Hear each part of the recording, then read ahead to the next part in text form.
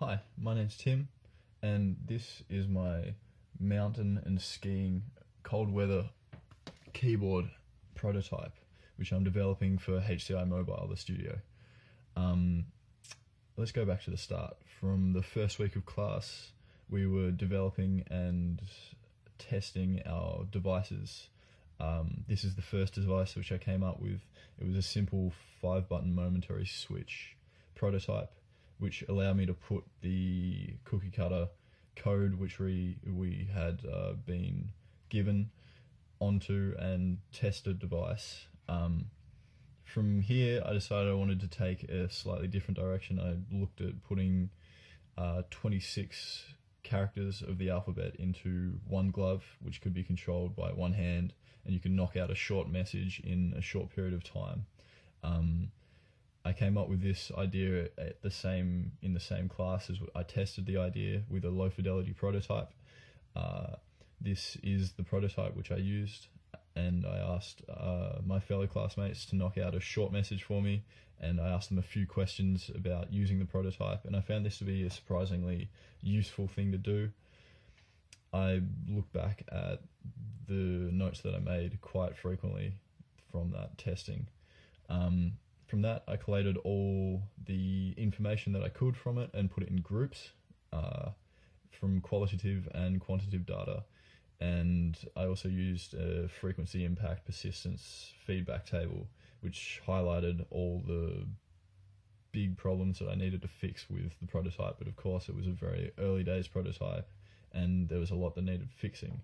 I looked around at a lot of people in the class, and they were doing diagrams to show how their various devices needed to be used. So I threw together something really short and sweet that showed the functionality of my design. It was a multi-key press design at this point. There were 3 characters that could be generated off a single button depending on how many times you clicked it and how quickly you clicked it, as well as flex sensors on the fingers and some media controls. I looked at getting this code from a Nokia phone device that had been done on Arduino, but I didn't find it that easy to take that code and turn it into something that I could use, and I had a lot of struggles with that down the road. From there, I wanted to develop a prototype that looked more like the product I had in my head. So this is me developing that at that stage. I had a lot of problems with code, so I had to reset the feather and wipe the Arduino IDE off of my computer and basically start with fresh software, which turned out to be quite an interesting process to go through. I didn't expect it to be helpful, but it turned out to be quite helpful. I learned quite a bit along the way. I developed a user testing protocol to get some continuity against all of my tests, so I could compare and have useful outcomes by comparing each individual test. I decided that I wanted to do a test in the field, which I required a device. The device I'd been developing, the laptop, a pen, a notepad, a timing device, a camera, and the key layout graphic, which I really needed at this point to move forward with and come up with something that better reflected my design and the professionalism that I wanted in that design.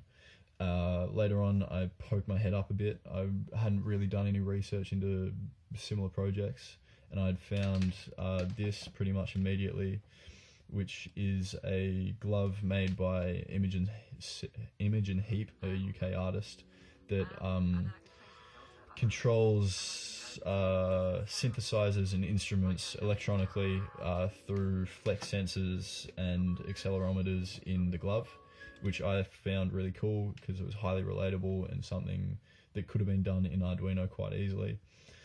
This is a vibration feedback device developed by I can't remember who it was, but it translates text messages into haptic feedback. So there's little vibration discs that translate that into a a signal that people can read if they've been trained to do so. And I found that very interesting, and that ended up becoming a large part of my design.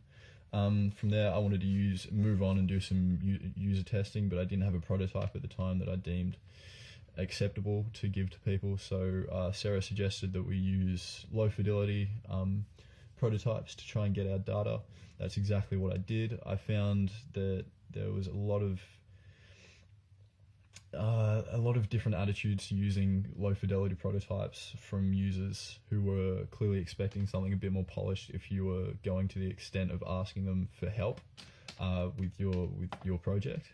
But I also found there was a lot of useful information that came out of that, even without having all the details of a fully blown prototype to give them. This is me taking that haptic feedback research and putting it into my device. Scott suggested that I could get vibration motors out of some old phones, which is hence the huge pile of phones there. This is me putting them into my design, which turned out not to be the best way of doing it, but at least it was a bit of a proof of concept, showing that the motors could work in sync with everything else that I had. Yeah, from here, this was me moving across from someone else's code to something that Scott had created. It was much more simple to use his code instead of using this person's code who built a whole bunch of extra functionality into the device, and I found it very hard to follow what I needed and what I didn't need throughout that code. I wanted to update my protocol because I found that to be a reason why I got so much negative feedback off my first testing. I made a graphic which better represented my glove and also was a lot more professional. I think if you saw that against my old one, you'd take me a little bit more seriously, which was kind of the point of putting a bit more time into it. I also updated my questionnaire so it had more direct and useful questions. This is my most recent test, which was very helpful, a lot more positive, and I think I'd be much more willing to head back into field testing with something like this, now knowing that I can produce something that people are willing to give me useful feedback on, which I can later use.